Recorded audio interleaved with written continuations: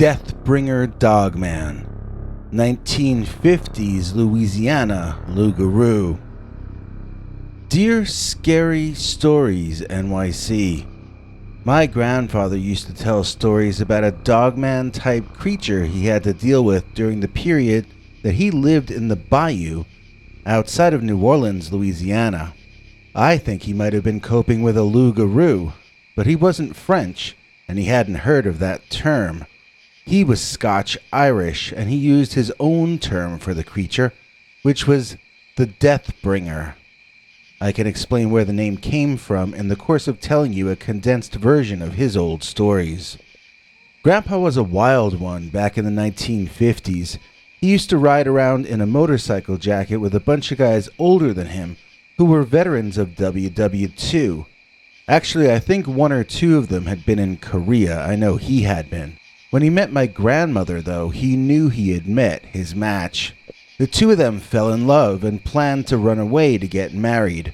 The trouble was, her father was the mayor of the town she lived in, and he set up my grandfather on phony charges that were going to put Grandpa behind bars for 15 years or longer. Grandpa fled down south and hid out, eventually ending up occupying an abandoned house built on poles in the swamps and bayous down right near New Orleans. This all happened long before my time, so I never saw the place, and I don't know exactly where it was. I've seen images of houses built over water down in that area, though. And hopefully you have too, so that you kind of have an idea what I'm trying to describe here. This was not a house that even had an address. People would just float their boat downstream until they found it, basically. Or didn't find it, as I don't think Grandpa really wanted all that much human contact in those days. He would hunt and he would fish to survive. What I remember him telling me is that he learned how to live when he was down there. This was because it was such hard work getting food in his belly and keeping that house from sinking in the water, so he didn't have any time at all to create false problems, or to lose his temper, or to feel sorry for himself. Anytime he heard me complain, he'd get really agitated, and he'd tell me something like, "You should go wrestle an alligator." I didn't understand what he meant until later. When you have to fight off gators in order to remain alive, you don't have time or energy to get upset that someone was rude to you, or that you didn't get cast in the role you wanted in the school play. When information passed on by visitors can help you survive into the next day, you learn to listen. You learn to quiet your ego, and you don't bluster and shout over others to make everything about yourself. Act like that on the bayou, and nobody's going to call you stunning and brave. They're just going to take you down, and they're going to forget about you. One time I was throwing a hissy fit because I hadn't been getting congratulated enough, in my opinion. I hadn't gotten enough validation, or however pompous self-important people phrase it. My parents had a serious problem at the time that they were coping with, but I didn't care because I was a brat. That was the first time Grandpa took me home with him, sat me down, and told me all about his old Louisiana nemesis, the Deathbringer. The Deathbringer was a dog booger, he told me with a serious face and tone. I burst out laughing. A dog's booger? He said no, a wood booger with a dog head. A wood booger, I asked. Like a booger made of wood? I was visualizing a tree sneezing and little wooden boogers coming out. I had never heard the word used to describe a monster before. I had grown up in New Jersey and New York. I also only had the vaguest notion of what a boogeyman was, as I had only heard the term used in Halloween movies, or was it Friday the 13th? Maybe both. I also had never yet heard of the Dogman, and I only figured out that Grandpa might have been talking about a werewolf or loup-garou or dogman years after his passing on. I'm going to try and remember some of the stories he told me, and I'll tell it to you how he told it to me. I'll be paraphrasing, and I'll probably forget parts or get them wrong, but I'll do my best.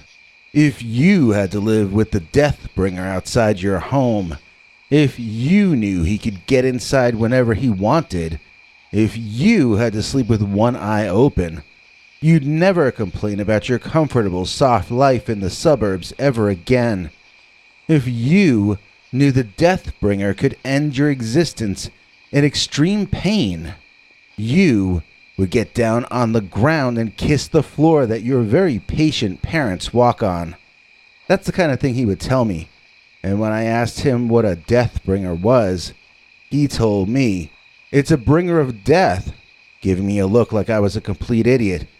"Is English your second language, boy?" he once asked me. "The first time I saw the Deathbringer," he said, "he told me what his name was. Not with words, of course.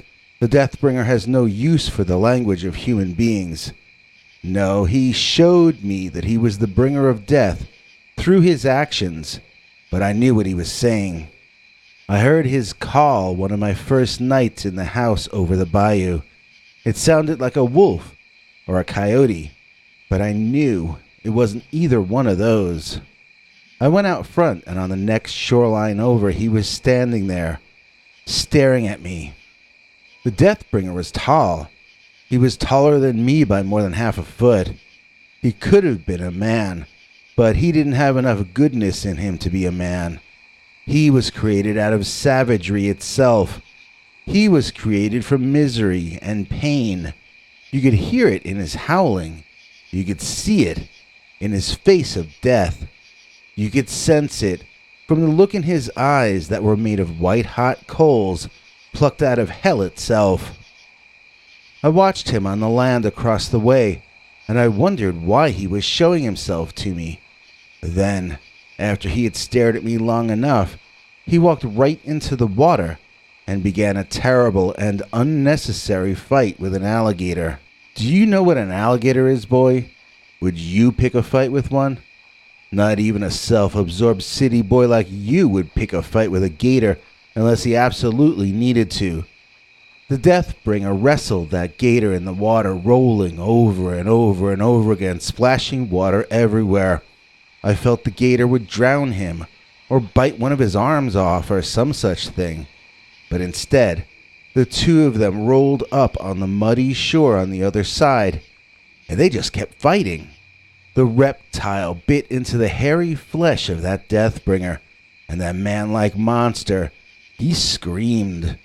Then, the creature got the leverage he needed, and he simply twisted the gator's neck. One quick movement, and that fight was over. Permanently. I must not have seemed impressed enough, so he grabbed my head in both his giant hands, and he repeated what he said before, this time twisting my neck as he explained the maneuver. "And do you know what he did with that gator?" he asked me. "Boy, I asked you a question. Do you know what he did with that gator?" I admitted that I did not know. "Well, what do you think he did with it?" he demanded to know. I thought about it quickly and took a guess. Did he eat the gator? Now that's a sensible answer, Grandpa admitted, following up with some comment expressing surprise that I had a working brain after all. You would think he would eat it, because that's the reason animals kill. It's either self-defense or for food. That's why your answer is a reasonable answer. The Deathbringer, though, he's got nothing to do with reason. Deathbringer took that gator and tossed him in the water just like he was tossing a penny into a fountain. He hadn't taken that gator down for any good reason at all. Deathbringer did it just to get me scared. He was crazy. He was strong. And he wanted me to know that he didn't need any good reason to use his great strength. He wanted me to know that he would and could destroy just because he felt like doing it on a whim. I didn't know why he had chosen me to tell this to, but I knew he had decided that I would be his enemy. Deathbringer just walked away then. I could have got my rifle. I could have taken aim at his back. But he knew I wouldn't do that. He knew that he had already succeeded in getting me scared of him. And he also knew I would be too afraid to get him any angrier than he already was. That visit was a warning. As long as I remained in the bayou, I would never be safe. Well, nobody's safe there anyway. Snakes live there, bears live there, wood boogers like the mountain devils go through there. And then there was this demon Deathbringer there, who had taken a special dislike to yours truly. For the rest of the time I lived in that hellish place, and I lived there for years, I felt the entire time I had targets painted on my chest, and on my belly, on my back, on my neck. I never slept a sound sleep again for years because of that little warning he had given me on that night. One time, Grandpa started finally telling me what the creature looked like. The Deathbringer. He's a demon dog, Grandpa said. He looked like he rose from the dead. His face almost looked like a skull. He had hair all over his body, or more properly it was fur, like a dog's fur. He had a tail, too, more like a wolf's tail than anything else. His face was like a dog, too, but a dog straight out of your worst nightmare. The skin on the head seemed lighter than the flesh on the rest of him, or maybe the fur on the face was just thinner, because it really reminded me of a long dog skull on top of a big muscular body. He was fleshy enough everywhere else, but if you only saw this thing's face alone, you'd swear he was starving. The body was strong and frightening, but the head was just plain ugly. Like a vulture's body and wings and feathers tell you that it can soar beautifully in the sky, but its hideous, disgusting-looking face reminds you that it dines on rotting meat, and that vulture is death itself. So the Deathbringer dog booger had a skull-like head to remind you that it was not the kind of dog you bring home to live with you. The Deathbringer had much longer teeth than your average wolf, and he had 2 fangs on each side of his upper jaw. Do you understand what I'm saying to you? The long, sharp, pointed fangs that they call the canine teeth? The Deathbringer had 2 of them on each side of his skull, with the teeth pointed down. They were longer than the blade on a knife, so long that when he closed his mouth, those teeth couldn't fit inside. They would hang down over the lower jaw, going outside its black-colored dog lips and continuing downward for a couple or 3 more inches. It wasn't like a saber-toothed tiger, because they weren't curved like a saber-tooth. They were straight, and there were a pair of these long teeth on either side up top. His lower jaw had long teeth, too, much longer than any dog that has walked the earth in the time of man. But they seemed ordinary and boring compared to the teeth I saw hanging down from his gums up top. Imagine a dog's skull as long as a horse's skull, only sticking out in front like a wolf, not going down like a horse. A big, squared-off horse head, but facing forward, with fangs that were half there to tear flesh and half there to scare you into submission just from the sight of them. He wasn't just built to hunt and built to kill. He was built to intimidate and terrify at the same time. The Deathbringer also had pointed ears, sort of on top like a dog's ears, but not exactly. They were near the top of the skull, but still on either side, so they resembled elf ears. Hairy, pointed elf ears. Now, just because the old boy had a giant dog head and was covered in fur, didn't mean it moved or acted like a dog. A dog isn't going to use its arms to twist the neck of a gator. Deathbringer had hands that could grip and hold. He had arms that could twist and turn. He had the strength of 7 lumberjacks, more size than a bear, and the speed of a racing dog. The Deathbringer would leave me alone most of the time for a month or 2, maybe 3. Then he would come at my water house and make a sudden attack. The first time, he broke in. I fought him and tried to defend my home. I don't even remember how he knocked me out, but I woke up the next morning with a terrible headache and all my fish and meat jerky were missing. I resolved to try never to battle with that dog booger again. He was faster than lightning and packed just as nasty a wallop. I began to keep a percentage of my food just for the Deathbringer. When he hadn't been by for a while, I would begin to get nervous. I'd save up even more food during those periods. And when he would come by to attack, as I always knew that he would eventually do, I would try to react as quickly as I could. If I could hear him coming before he got there, I could row over to the land on the other side of the water and leave a pile of fish for him, or whatever food I had handy. Sometimes I could hear him coming from miles away. I think he made a lot of noise to get me scared, or maybe to warn me to get a big offering ready for him. There were times, though, when he would stage surprise attacks, and I would leave him my food and my house and just start rowing away. One time, I was fishing, and it was a pleasant day out. I had no intuition that the Deathbringer was anywhere around that location. I hadn't heard him coming, and he had been by to steal my food only a week or two earlier.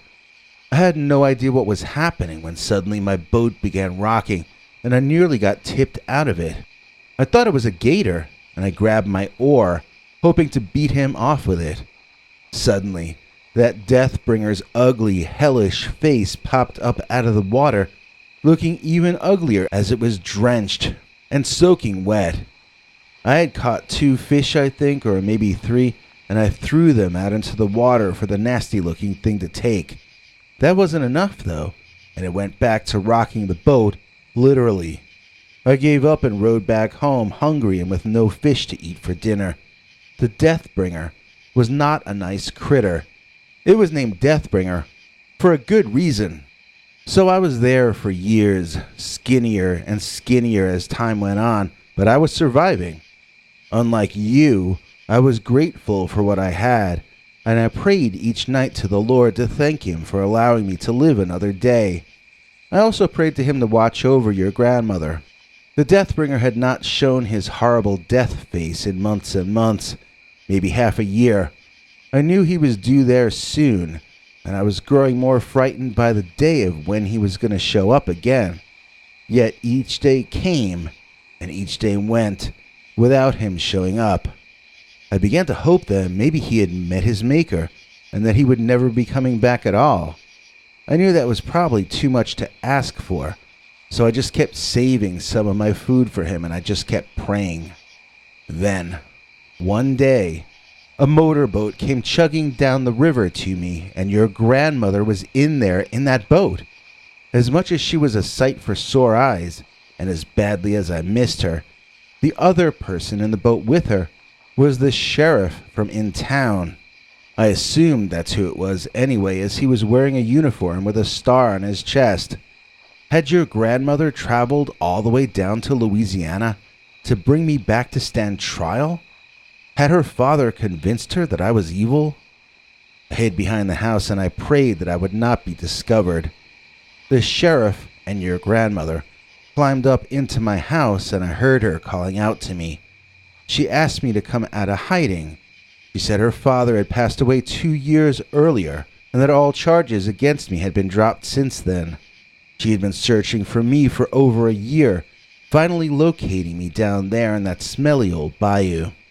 Needless to say, our reunion was quite tearful and emotional. The sheriff told me that he'd be glad to marry us on the spot, and his brother-in-law owned a hotel in town where we could spend our honeymoon. It was all like a dream come true. This was more than anything I had dared to hope for, and it was the happiest moment of my life. But then, before the sheriff could even begin the ceremony, I heard it. The howl. The cry of the Deathbringer. He had held off visiting me for so long, just like he knew this day was coming. Just like he had deliberately wanted to spoil this for me.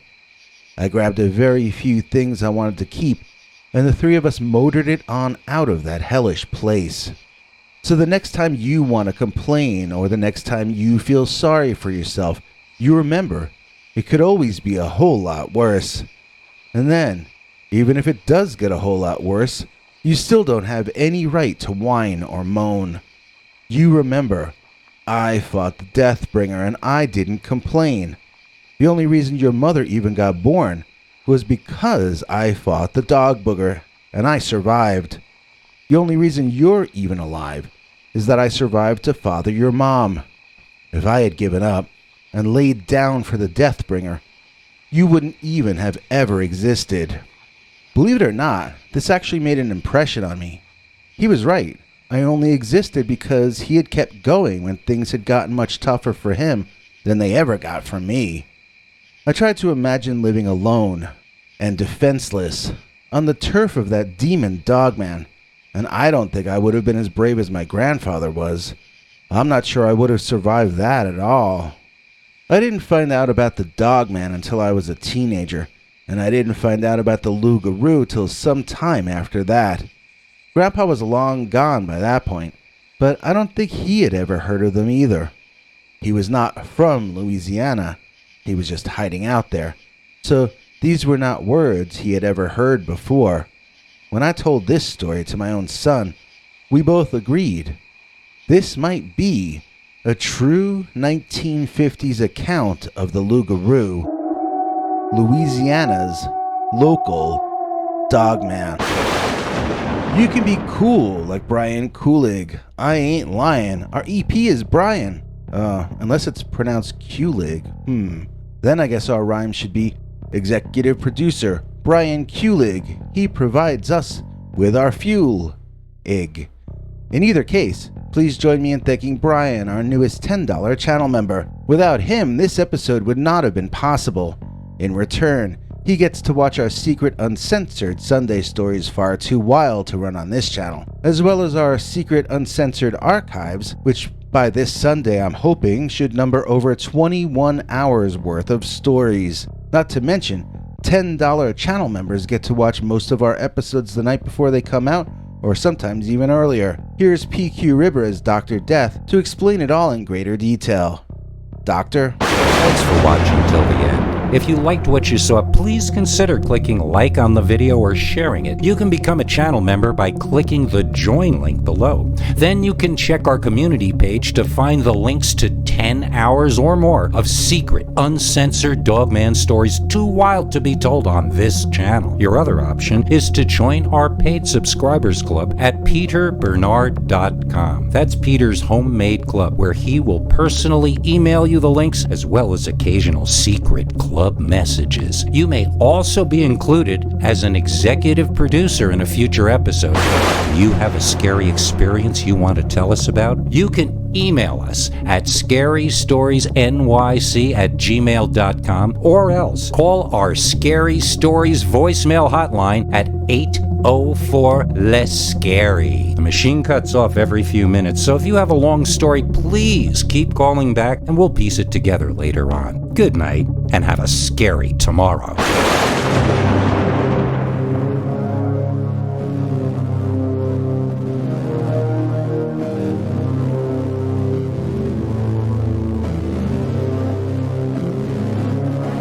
Come back for more scary stories.